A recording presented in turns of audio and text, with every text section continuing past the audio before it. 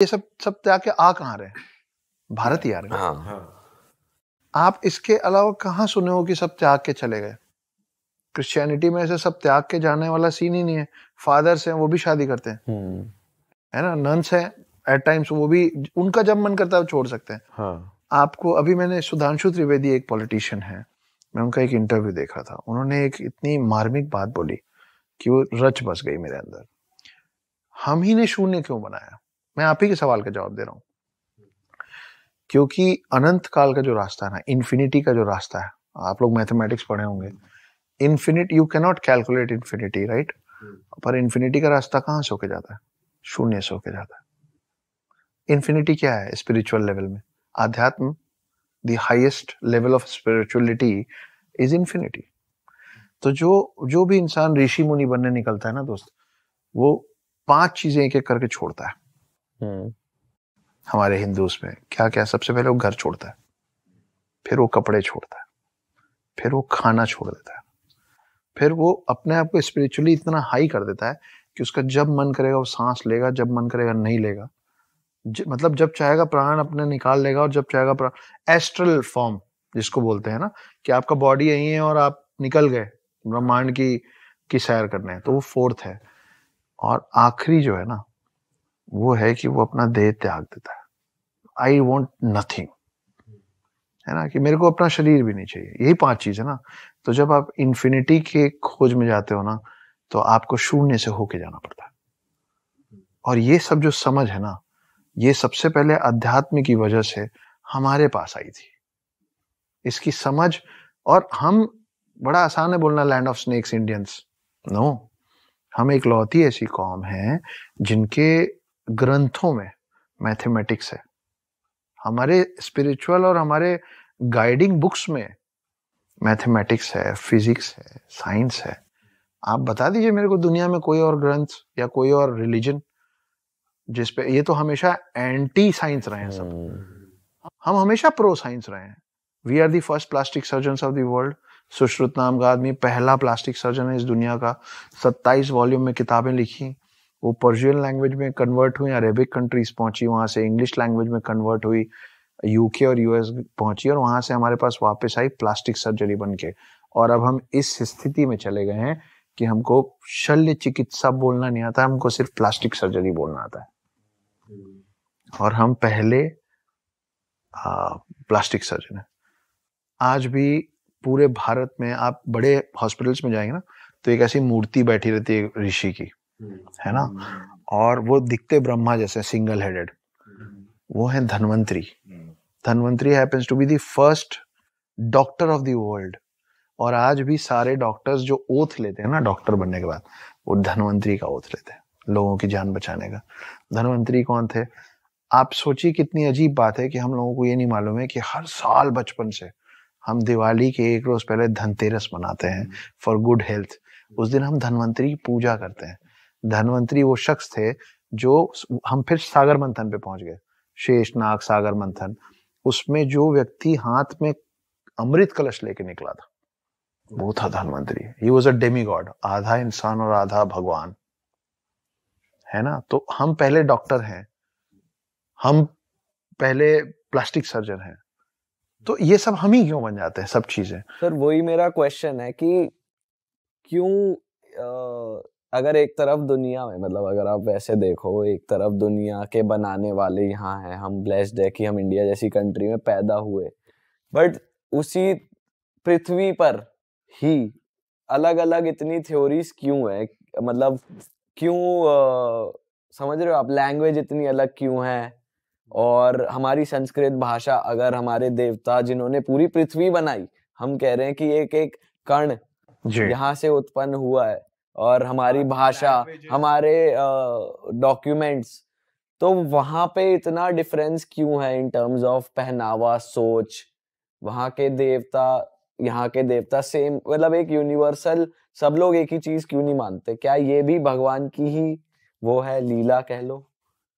नहीं, मैं इस सवाल के लिए मैं तैयार नहीं था। मतलब आप क्या क्या याद रखेंगे, इसलिए मुझे ये याद नहीं है कि ये बात किसने कही है।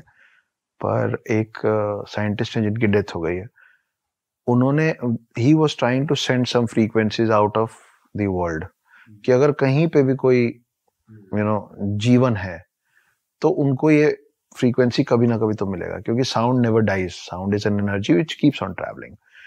तो उन्होंने बहुत ज्यादा रिसर्च करके जिस लैंग्वेज में उस मैसेज को भेजा है ना, और ये फिर डॉक्यूमेंटेड है, मैं हवा में बात नहीं कर रहा हूँ, और वो है जर्मनी का, वो साइंटिस्ट जर्मनी का है, उसने चूज किया संस्कृत। उसने बोला ये वो लैंग्वेज है जो सबसे क्लीन है और सबसे ज्यादा चांसेस हैं कि पूरे मतलब कहीं भी इस लैंग्वेज को कोई समझ पाए, इसकी सबसे ज्यादा चांसेस। तो उसने जो भी भेजा उसने संस्कृत में भेजा, है ना। तो आज की डेट में हम संस्कृत नहीं पढ़ते हैं, हमको नहीं आता है, पर आप जाइए आज की डेट में यूएस और यूके के बड़े बड़े यूनिवर्सिटीज में संस्कृत को सब्जेक्ट बना के मैंडेटरी कर दिया गया है, मैंडेटरी कर दिया गया है। जैसे आपको हिंदी पढ़ना ही है ना, और आपको इंग्लिश तो पढ़ना ही है, वैसे वहाँ पे यूनिवर्सिटीज हैं जहाँ संस्कृत पढ़ाया जा रहा है, वहाँ संस्कृत स्कॉलर्स हैं जो आपसे और मुझसे बेहतर संस्कृत जानते हैं, समझते हैं और बोलते हैं। तो अगर वो भाई हम अंग्रेजी सीख रहे हैं, क्यों? क्योंकि हमको लगा कि अंग्रेजी बेहतर है। हम हमेशा समय से पीछे चलते हैं, इसीलिए 1000 साल बाद कोई और बोल गया कि ग्रेविटी, लॉ ऑफ ग्रेविटी मैंने बनाया। अगर इतना सही है बाकी लैंग्वेज, तो फिर वो संस्कृत क्यों सीख रहे? फिर तो उनको इंग्लिश में रहना चाहिए ना। और अभी एक रील चल रहा था बड़ा मस्त, मैंने भी देखा कि English is a funny language, I dance, he dance, नहीं I dance, you dance, he dances, how much more is it dancing, है ना। तो ये मजाक है, लेकिन हमारे हिंदी में ऐसी गलतियां नहीं है। आप, मैं, तू, तुम, कैसे हैं, कैसी हैं, सब अलग अलग। सही बात है। अच्छा सर, एक बहुत ही इंटरेस्टिंग टॉपिक है यूथ के लिए, भूत प्रेत आत्मा, इसके बारे में साथ ही साथ एक इसके बारे में आपकी नॉलेज तो हम जानेंगे, साथ ही साथ हमें ये भी जानना है कि हनुमान जी शिव जी के ही अवतार है, और शिव जी को भूत प्रेत भी पूजते हैं, वो प्रिय हैं, पर हनुमान जी से भूत प्रेत डरते हैं। हाँ, जब भी भूतों की बात आती है तो हनुमान जी ही आगे आते हैं कि उनके अगेंस्ट वो ही वर्क करेंगे, कोई तो और। हम लोगों के बचपन से हमको बोला गया जब डर लगे तो हनुमान चालीसा तकिए के नीचे रख लो। तो ऐसा क्यों है, मतलब ये क्या कनेक्शन है? तो दो पार्ट में क्वेश्चन है, तो मैं चाहूंगा कि एक तो हिंदू कल्चर और इनके अकॉर्डिंग भूत प्रेतों का क्या सुना है आपने, कुछ इंटरेस्टिंग स्टोरी आपके पास अगर हो या एक्सपीरियंस हो वो, और फिर ये। तो पहले मैं अपना एक्सपीरियंस बता देता हूँ। हाँ, अभी जहाँ मैं मुंबई के घर में रहता हूँ, मेरा घर 34th फ्लोर पे है, बोथ साइड सी व्यू, शांत, बहुत खूबसूरत सा घर। तो मैं एक दिन सोया हुआ था, रात में 3 बजे के लगभग मेरी नींद खुली, तो मैं मेरे कमरे में घड़ा रखता हूँ, घड़े में पानी पीता हूँ, तो घड़ा खाली था, रात को वरना भूल गए, ठीक है खाली था। और वो कीचेन नहीं होता घंटी वाला, सिंगल घंटी, टिंग टिंग, जो गाय के उसमें छोटा वाला, तो वैसा एक घंटी लटका हुआ था और खिड़कियां खुली थी, तो हवा, हॉल में हवा चल रही थी, बहुत अच्छी हवा चल रही। तो मैं अपना ग्लास लेके कमरे से निकला, किचन में गया, किचन में एक और बड़ा घड़ा रखा था, उसमें से पानी भरा, वापस आ रहा था। तो अब 34th फ्लोर पे आप सोचो व्यू कितना अच्छा था, तो बहुत अच्छा दिख रहा था। तो मैं एक अपनी खिड़की पे खड़े होके 2-4 घूंट पिया, फिर मैं कमरे की तरफ गया।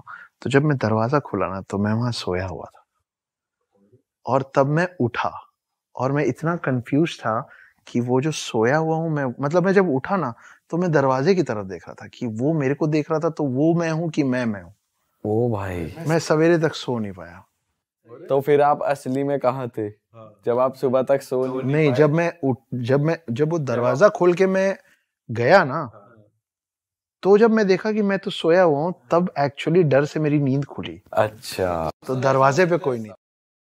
सर, हम ज्वाला जी के बारे में बात कर सकते हैं, क्योंकि मैं वो जहाँ पे कभी वो आग आ जाती है, मैं I've been there, जब मैं छोटा था मैं उधर गया था, तो वहाँ पे मैंने खुद एक्सपीरियंस किया कि कॉर्नर्स में से फ्लेम्स आ रहे हैं। हाँ, ठीक है, और तुम अगर उनको टच करते हो तुम्हें कुछ नहीं होता, मैं ज्यादा जानकारी नहीं रखता हूँ दोस्त, मैं गलत क्यों बोलूँ। अच्छा। लेकिन पता है पूरे कंट्री में ना बहुत सारे ऐसे स्पिरिचुअल सेंटर्स हैं। जब मैं स्पिरिचुअल सेंटर्स बोल रहा हूँ तो मैं आध्यात्मिक बात नहीं कर रहा हूँ।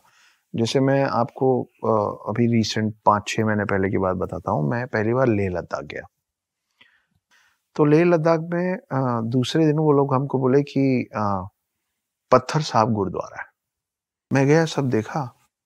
फिर वहां पे एक बहुत बड़ा सा पत्थर रखा हुआ, जमीन से आप 5-6 फुट, 5-5.5 और उसमें ना अजीब सा कुछ शेप बना हुआ था उसके अंदर, ऐसा जैसे बीच से कुछ धंस गया हो टाइप।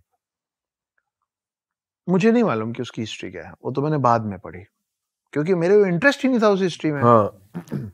मैं सच कह रहा हूँ, आप लोगों की मुलाकात किसी दिन मेरी समकक्ष से होगी, मेरी वाइफ से होगी, तो आप पूछिएगा। मैं ना दहाड़ मार मार के रोने लग गया वहां, आंसू आंसू में रो रहा हूँ। अब भी 6 महीने पहले आप सोचो, मतलब सफेद दाढ़ी हो रही मेरी है, 40 साल का आदमी खड़े होके रो रहा है। और वहां जितने लोग आना जाना कर रहे थे, ज्यादातर सिख लोग थे और लोग थे, वो मेरे को देख रहे थे और वो सोच रहे होंगे कि कितना दुखी है ये आदमी, कितनी तकलीफ में होगा कि बस रुक ही नहीं पा रहा है। मैं अपनी वाइफ को बोला कि भी बहुत रोना हो रहा है यार। मेरी वाइफ बहुत ज्यादा शांत स्वभाव की है, मतलब आप उसको दुनिया की सबसे अच्छी खबर सुना देंगे ना तो वो मुस्कुराएगी, बोलेगी गुड, और आप सबसे बुरी खबर सुना देंगे ना तो बोलेगी कोई बात नहीं, सब ठीक हो जाएगा। वो ना खुशी में बहुत खुश होती है, ना दुख में बहुत ज्यादा दुखी होती है। तो मैंने बोला मुझे बहुत रोना आ रहा है यार। तो बोली तो रो लो, बस मेरे को उसी की परमिशन चाहिए थी। मैं इतना रोया, और सच बताऊं मेरे को कोई दुख नहीं था उस समय। मैं किसी को याद करके नहीं रो रहा था, मैं किसी पास्ट पे नहीं रो रहा था, मेरे को कोई दुख नहीं था, और मेरा रोना ही नहीं रुका। मैं हाथ जोड़ के खड़ा और मैं रो रहा हूँ। उसके बाद जब मैंने पढ़ा तो उसको पत्थर साहब गुरुद्वारा इसलिए बोलते क्योंकि वो बड़े से पत्थर, एक राक्षस गुरु नानक देव पे पत्थर फेंका था उनको मारने के लिए, और वो पत्थर, और ये मेडिटेशन कर रहे थे वहीं पे, उसी जगह पे जहाँ पत्थर लगा हुआ है। तो कोई कारण होगा ना कि गुरु नानक देव ने वो जगह चुनी थी मेडिटेट करने के लिए। वो एक पॉइंट था, एक मेडिटेशन पॉइंट, एक स्ट्रॉन्ग पॉइंट, जिससे आप व्हाटएवर, मैं नहीं समझता हूँ, वो पॉइंट था। वहां बैठे, फिर एक राक्षस ने बड़ा सा पत्थर फेंका, वो पत्थर आके उनके ऊपर ऐसे टिक गया। राक्षस को लगा मार दिया मैंने। वो हुआ ये था कि जहां जहां से वो पत्थर इनको टच हुआ था ना, वहां वहां से वो मोम जैसे गल गया था। तो वो जो मैं अंदर का शेप बोल रहा हूँ ना, वो इन सब का मानना है कि वो गुरु नानक देव का ये साइड है पूरा। ओके। और ये सब मैंने रोने के बाद पढ़ा, पर मैं वहां खड़े होकर रो रहा था फॉर नो रीजन। तो ऐसे बहुत सारे पॉइंट्स हैं हमारे देश में, बाहर भी होंगे, मुझे नहीं पता। हो सकता है किसी चर्च में जाऊं मैं रोने लग जाऊं किसी। सर आप कभी वैसे इन जनरल इतनी तीर्थ स्थानों पे जाते हो, कोई आपने देखा है सुपर ह्यूमन या कोई ऐसे योगी तपस्वी कोई जो? अघोरियों से मेरी मुलाकात हुई है, बड़े मेस्मराइजिंग होते हैं, पर वो निर्भर करता है कि आपकी नजर क्या है, आप उनमें क्या देखना चाहते हो। जैसे जो नागा साधु होते हैं, वो लोग जब नागा साधु बनते हैं ना, तो वो सबसे पहले अपना पिंड दान कर देते हैं, मतलब वो अपना अंतिम संस्कार कर देते हैं। अच्छा, पहले ही जी।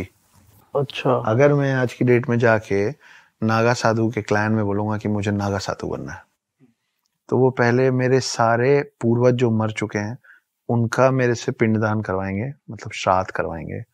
उसके बाद मेरे जितने जीवित लोग हैं, माता पिता, भाई बहन, पत्नी, बच्चा, चाचा चाची, काका काकी, XYZ, उन सब लोगों का मेरे से अंतिम संस्कार करवाएंगे, और उसके बाद मुझसे मेरा अंतिम संस्कार करवाएंगे।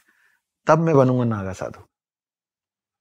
कि सबसे पहले ना आपको सांसारिक मोह माया से परे होना पड़ेगा, ये सबसे हटो, तब बनोगे तुम नागा साधु। तो अगर मैं उस नजरिए से देखता हूँ तो मेरे को लगता है कि ऋषि मुनि के तो एकदम पास वही पहुंच गए, क्योंकि यही सब छोड़ के तो मोक्ष की प्राप्ति है। आदमी किस चक्र में फंसा रहता है भाई। मेरे पास एक डॉगी है फॉर एग्जाम्पल, मैंने 7-8 साल उसके साथ खूब खेला, मेरे को बहुत प्यार था, मेरा डॉगी चला गया, डेथ हो गई उसकी। ठीक है भाई, डेथ हो गई तो मैं एक मोह पाश से छुटकारा पाया ना, मेरा एक मोह पाश खत्म हो गया। लेकिन मैं क्या करूंगा मालूम है, मैं एक और कुत्ता ले आऊं, मैं फिर उसको ऐसे ऐसे कर। मैं चाहता ही नहीं मोक्ष पाना, मैं चाहता हूं ये सर्कल्स में मैं फंसा ही रहूं।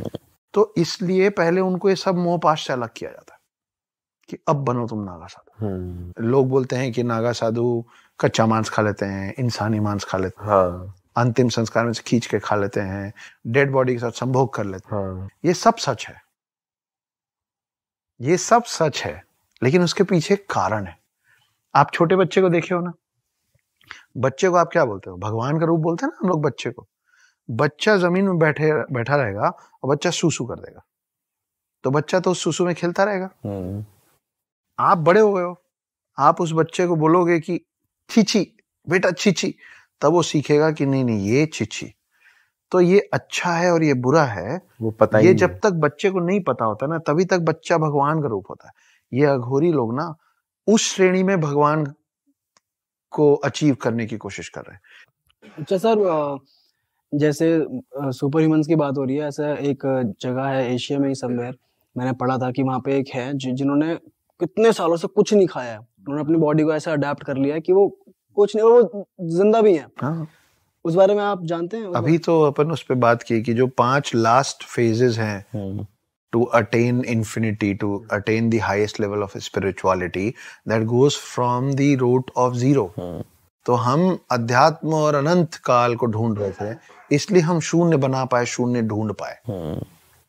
तो वो जो 5 चीजें एक एक करके छोड़ते हैं ना, उसमें ये सेकेंड लास्ट चीज है, खाना। कि जब आप खाना पानी छोड़ देते हो और आप जिंदा रहते हो। साइंस इस बारे में क्या कहते हैं? साइंस के पास नहीं है आंसर, वो कर चुके हैं, वो जिसकी आप बात कर रहे हैं। हाँ। मैंने भी देखा पड़ा है, वो उसको कितने 2-3 महीने उसको फुल टाइम ऑब्जर्वेशन में रखे थे, हाँ। कैमरास लगा के, कि देखें कब तक नहीं खाया। तो ऐसी बहुत सारी चीजें हैं यार हम लोग के समझ के परे। अच्छा सर, हमारा एक आंसर